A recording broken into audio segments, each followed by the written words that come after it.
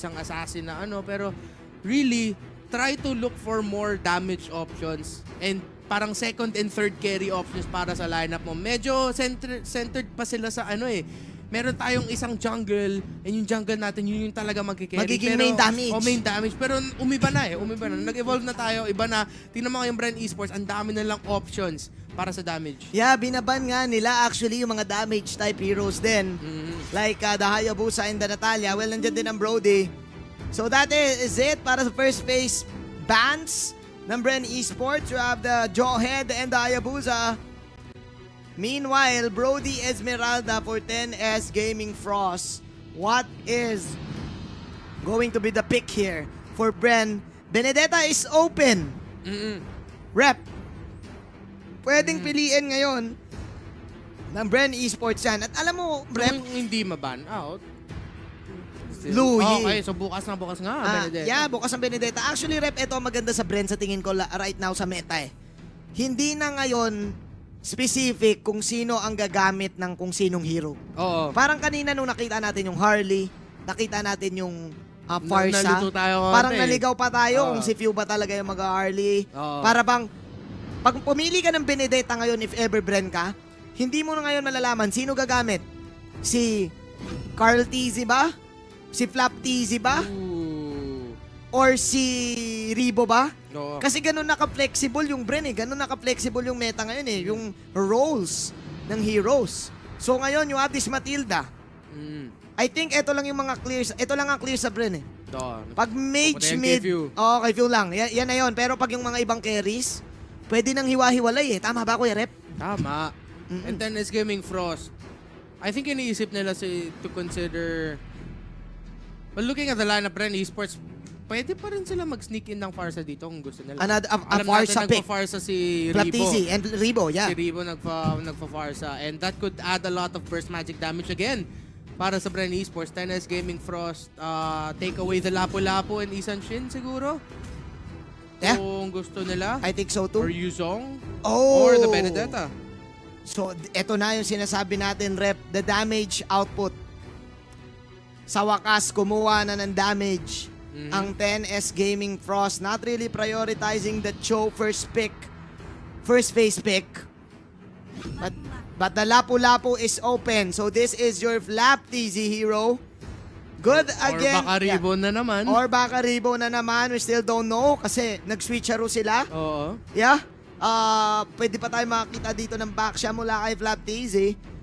So, but I think Lusty hero na ang hinihintay natin this time. Oo. What is the tank right now for Bren? Baka Sylvana ulit. It's still really open if they want to go for it. Pero baka madali Oh! siya. Ooh! Kaja. Baka kay Ribo to pupunta. Pwedeng side lane ka, Jay. Oo, side lane Kaja. Next Then si lane Few nasa Kaja eh. ano. Si Few yung nasa Matilda. Grabe, nagfe-flex ng Bren Ibang Esports. klaseng flex to kasi ang Kaja, minsan mini-mid din eh. Oo, minsan nakita din natin yung kahapon. Oo, mid Kaja, or minsan full support Kaja. So ganito naka-flexible yung meta talaga right now and ganito ka-flexible yung Bren kasi parang 3 of the players ng Bren can play anything. Lalong-lalo na si Ribo at si Flaptizi. Actually, si Few din. So ngayon, hindi pa natin alam saan mapupunta tong Kaja na to. Ooh. But the Lunox is now gonna be locked in by Team 10S Gaming Frost. Pantapat dito sa kakunatan ng Lapu-Lapu. That's good. Kailangan mo ng shred. Meron tayong mga shred physical damage. Okay rin ang shred magic damage. And it will help going up against the Lapu-Lapu and kung sino man ang magiging tank dito ng Bren Esports. Unless Bren Esports, nag-iisip sila na mag-tankless lineup. Pero having a Kaja and Matilda and a Lapu-Lapu, I feel like it's gonna be safer kung mag-tank sila, but that could be a possibility. What if possibility ng mga teams ginagawa na wala silang traditional na tank. Yeah, parang puro carry na. Puro carry na lang, puro mages, puro magic, mga Oo. ganun-ganun. Tapos yung yung parang isang carry, magsusudo tank build na lang, ganon. Oo. Kunyari, kunyari Athena Shield na lang. Kumbaga, malachuks ang galawan. Oo. Malachuks TV. And Laila Tank, pwedeng Oo, gawin yun. Pwede rin. Oh, anong ito? Anong ito? Ito yung nakakataka. Yung Bren Esports mismo, nagtanggal ng Sylvana. So ibig sabihin, wala na silang kukuning tank. Baka. Ever, kasi kompleto na sila. Oo, pero magandang option din naman yung para sa 10S Gaming Frost. They could have taken it if it was still available dito sa second banning phase. But I feel like for 10S, kung kukunin talaga nila yung Sylvana, kung nasa utak nila, dapat kinuha na nila. Kanina pa. Bago mag-ban, imbis na yung Lunox, then yung Lunox, pinili na lang sa dulo. Oh. Yeah, probably. Mataas ang probability na if ever Sylvana maging setup hero dito for Cybob 10's Gaming Pros. But okay. Look at the respect. Medyo hindi ko trip yung ban, Kuya Reptar. I don't like the Harley ban dito ng 10S Gaming Pros. Parang natakot. Oo. Bigla, I know na respect yan. Pero I think wala nang plano mag-Harley ang Bren Esports dito eh. Oo, mag-a-assassin na yan. Parang- Most likely. Parang na-bait ata sila ni Kuya Dax eh. Oo. Oh, my. 10S. Oh! Okay! Nice. A moment of silence. A moment of silence. Kailangan natin ng 10 segundong 10 segundo katahimikan, Kuya Reptar. Okay. Nung pinili na yung Lancelot. Magbibilang ako. Naku po! Ay, sabi ko nga ba walang tank? No tank lineup. No tank The lineup. Farsa comes in. Teka, yung 10 segundo gawin nating 15 seconds. Ito Oo. na, 15 seconds, 15 seconds.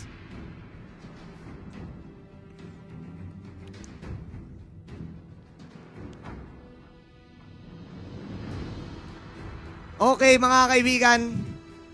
Mga kaibigan, 15 segundos na katahimikan para sa naging lineup dito na pinili ng Bren Esports laban sa 10S Gaming Frost. Bakit? Pinili ang Savage Lancelot at pinili ang no tank setup lineup. Reptar. Ang daming tanong. Hindi ko masagot. Pero, Ako kaya ko sasagutin. inalay ko na yung katahimikan ko para sa Oo. 10S eh. Parang nararamdaman ko na wala nang kabayas-bayas, Kuya Reptar. I can feel it based on the lineup. Walang kabayas-bayas. Who do you think will win, Kuya Rep? Ako, feeling ko Bren eh. 15 seconds yun, Rep. 15 seconds na airtime. Baka sabihin sa'yo ng Gaming Frost, anong 15S? 10S. 10S lang. 10S lang. 10S lang. 10S lang. 10S. Pero kasi nung nakita natin yung Lancelot, nag-reactan parang, ha? Oh, no. Oh, wala na. Di naman ako yung Parang feeling ko kung ikay nanonood ngayon sa television, nung pagkapili ng Lancelot ni Kuya Carl TZ, kumbaga nilista mo na. Nilista mo na sa karinderya. Sulat na. Oo, Nag-iba din yung mga pati sila nilista. Nalista Nag-iba. na rin nila Leo. Pati sina Leo nag-iba na rin. Oo. Nilista na yung ano eh. Ako, Reptar, ililista ko na.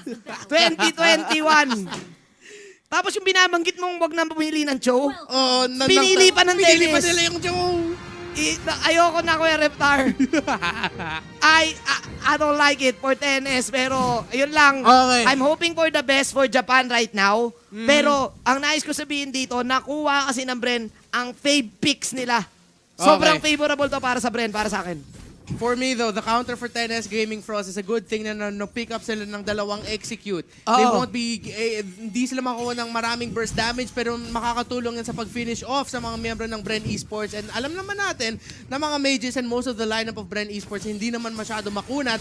So damage mo lang konti, maybe for a few seconds, execute, makukuha mo na. Carl TZ already able to secure that purple buff there.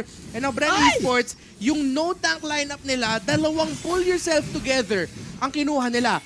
Para sa Matilda para sa Kaja. So mabilis yung access nila. First sa kanilang spells, the flicker for the Kaja, makaka-pick off siya, makaka-initiate siya, makakahatak siya na palayo. And then of course, yung Matilda with the Purify. Pero yung access mo dun sa ultimates nung dalawa na yon ang makakatulong sa pagbomba ng mga skills, ng mga pick-offs, ng magic damage dun sa mga miyembro ng 10S Gaming Frost. Parang ito ba yung mga mages na nagiging pseudo-tank, mga tank mages, sobrang hybrid nitong ginagawa nila at mukhang ito na nga yung setup. And there you go, like what you've said, Rep.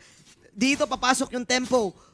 Kaja, Lancelot, ang bilis nyong makakuha ng burst dito. Tapos meron pa kayong support ng isang Matilda. Paano ngayon gagala si Papa? Paano ngayon gagala si Peko? Nasa kanila yung execute ngayon, pero wala silang napapatay kagad at level 1. It's gonna be a decision para sa 10S Gaming Frost. Sino bang mas tutulungan natin? Tutulungan ba natin yung Benedetta, si Papa dun sa top lane para makalaya siya, para makaikot siya, then yung maiiwan na lang si Ribo dun sa lane with a Farsa? Or tutulungan ba natin si Peko para makaikot siya and posible makaset up gamit ang Raging Sandstorm? Nalito na sila. Nalito na mga kaibigan ang 10S Gaming. Kung sino ba ang kanilang tatargetin dahil nandito na ang squad ng Bren. Papa, ang una magiging main target dito pero si Upo yan! Inubuhan dito ng mga feathered airstrike ni kaibigang Ribo habang si Sepnea ay nawala na. Peko tumatakbo na din at nako, nararamdaman mo na ba ang nararamdaman ko, Reptar? Konti lang, Manjin. Mas hyper ka sa akin ngayon pero mukhang gumagana nga ang no-tank lineup dito ng Bren Esports. Feeling ko, alam ko, medyo takot lang ako kasi there are posible magkamali dito ang Bren Esports. Ayoko mag-premature celebration dito. Gusto ko magsasaya ako pag nakita ko na mababasag yung base ng Bren. Pagtapos na. Kumbaga naninigurado ka lang kasi kumbaga sa Sabon, yung 99.9, meron pa ring 0.1 chance. Tama yun. Chance is chance, percent is percent. Oo. Pero let's see kung kaya ba yang magamit ng 10S Gaming Frost Rep. Kasi, again, ikaw yung nagsabi malilito na ngayon sila kung sino ba yung magiging main target. Sinabi mo na to, it's going to be hard for the squad to even get a pick. To even get a kill. Wala silang ma-initiate ngayon. Parang wala rin silang main source of initiate. Well, kay Peko. Pero kasi yung Khalid, parang hindi yan yung type ng Akai. Hindi yan yung type ng Silvana na biglaang initiation.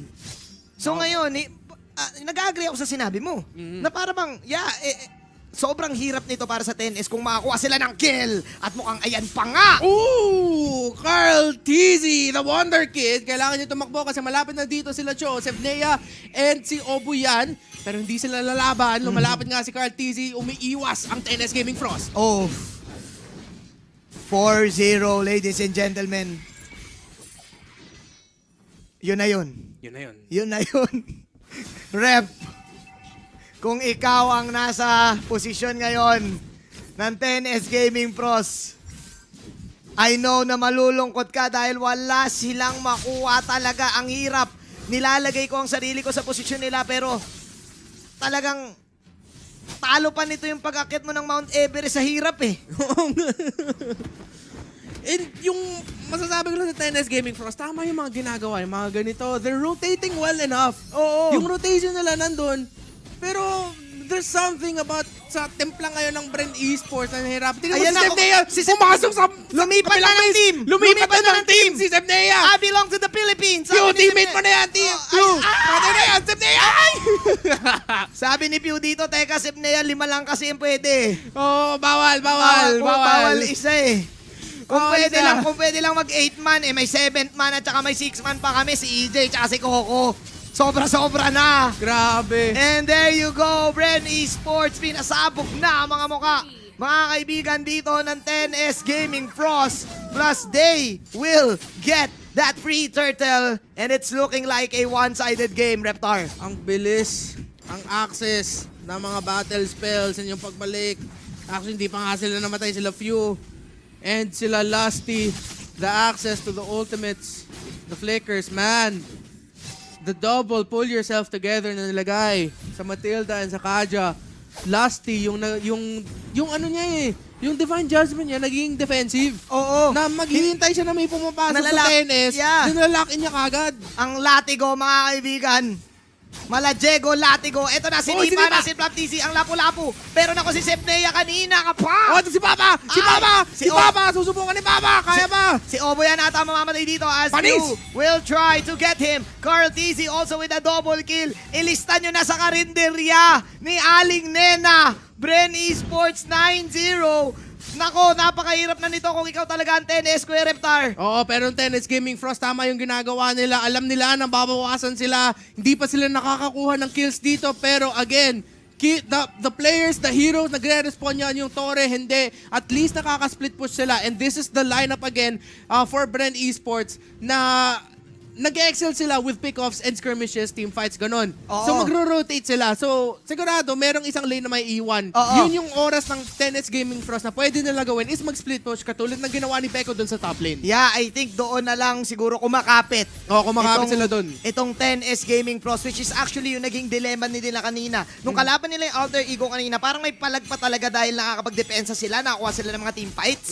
Pero ngayon, yung game number 1 nila kanina sa Bren, split push din yung naging puhunan nila eh. Tapos ngayon, parang ganun pa din. And ngayon, talagang chino-choke out ng Bren Esports itong 10S Gaming Pros na para bang wala na silang ibang mapuntahan, Rep. Wala nang ibang mapuntahan. Pero nagsisplit push pa rin sila. Sabi nila, wag muna tayo mag-team fight. Binigay na nga yung next turtle dito para sa Bren Esports. And habang yon, doon si Cartizzi nakakuha ng pagong. Si Few naglalaban doon kay Oboyan and Sheena. Hinahabol na dito siya ata yung magiging first death. Pero mukhang makatakas. Hindi! Ay, naku. Nakapasok si Papa. Nakabasag ng Torre ang Tennis Gaming Frost. So tignan mo, hindi Aray, pa aray, matapos aray. ang laban. Flap TZ na iwasan. Yung Mountain Shocker lumalapit. Cartizzi spots out Oboyan. Sheena as well. Nahanap pa ni Carl TZ with a monster kill. Pero nakita na natin, 10S Gaming Frost lumalaban pa. Pero si Lasty nahuli si Papa gamit ang Divine Judgment. Bren Esports. Masyadong maraming nangyari sa laban na yon, Reptar. Pero masasabi ko lang, lugi ang mga samurai. Kung suntukan lang, sabi ni kaibigang Carl TZ. Actually, si Carl TZ na spider sense niya rin eh. Oo nga, parang may tao dito. May tao dito. May tao eh. dito. At gano'n ang nangyari. Actually, kaya nagiging magulo ang laban kasi naguguluhan na rin dito ang 10S kung sino ba ang kanila magiging main target. Bren Esports right now is playing mind games with 10S Gaming Frost na para bang nilalaro na, hindi naman nilalaro eh, para bang nililito na nila ang 10S kung saan pupunta. Tingnan nga natin saan sila pupunta. 10S Gaming Frost malapit sa Bren Esports. Carl TZ, pinufocus yung orange box, si malaban sa lalim ng Torre. No fight happens. Pero tignan mo, ginagawa ni Peko, yung kailangan niya gawin is mag-split push lang. This is what keeps 10S Gaming Frost in the game. Kasi alam ng Bren Esports, as much as kaya nila mag-team up together para makuha ng pick-offs, para matapos yung laban, yung sakripisyo doon is merong mag-split push sa 10S Gaming Frost. Nakataka lang ako na si Peko medyo masyado nag-play safe. Play safe Kung masyado. ako si Peko, no? basagin mo na yung Torre kahit mapitas ka kasi malayo naman yung lalakarin nila para makabalik dun sa teammates Oo. mo eh. Kaso kasi Renmar, hindi rin naman ganoon kadali. Pero mas madali Ito na ang si ating Carl pagtusok TZ, ni Carl double TZ. kill, triple kill! Ginawang mga kwek-kwek, mga kaibigan. Maniac! Ang Japan! Carl TZ, pinagtutusok-tusok Ma! sila. Isa pa! Ginawang fishball Isa sa pa, mga Carl kanto. TZ! Oh! Savage! Savage Maniac para kay Carl TZ. You don't give the Lancelot to Kuya Carl, Kuya Reptar lagi. Napanood na natin to nung MPL Nope. Season 6. Nope. Parang nag-replay lang. Lancelot ng Pinas, Carl TZ, welcome to the World Championship! Savage na kagad! Sabi ng 10S Gaming dito, oh no, oh no, oh no, no, no, no, no. Nadali sila, pinaparampam-pam-pam sila dito ni Kuya Carl TZ. At sinabayan niya sa bayo eh. Sinabayan niya pagtusok eh. Grabe, Carl TZ, mga kaibigan. At parang nilatag yung magic carpet. Nung Bren, nung parang, oh Carl, eto na, hihahain na namin sa'yo si Peko. Ganun yung ginawa eh. Oh my glove. Ilista nyo na mga kaibigan. Huwag niyo ibigay ang Lancelot sa Pilipinas. I can't believe it nung pinili yung nung napick yung Lancelot ni Carl TZ. Yung reaction natin eh. Kung nakita nyo lang po reaction namin ni Kuya Reptar, sabay na sabay kaming, ha? Wala na. Grabe! Nawala sa utak natin na yung Lancelot ay open pa pala. Ang dami nating sinabi eh. Oo. Ang dami nating sinabing heroes, mga Benedetta pa. Pero may Lancelot pala, Kuya Rip. May Ito na. Lancelot pala. Lancelot na wala pang deaths. Enemy turret destroyed sa bottom lane. Bren Esports. Magagawa na ata nila. 2-0 na nila. 10S Gaming Frost. Here comes the Matic Shocker from 10S. Hindi pa nila mahuli ang mga miyembro ng Bren Esports. Bren, wala ng tore ang 10S. Susubukan Oh my na nila God! tapusin. Here comes the Feathered Airstrike na Divine Judgment dito. Si Peko, isa na wala. 4 na lang naiiwan dito.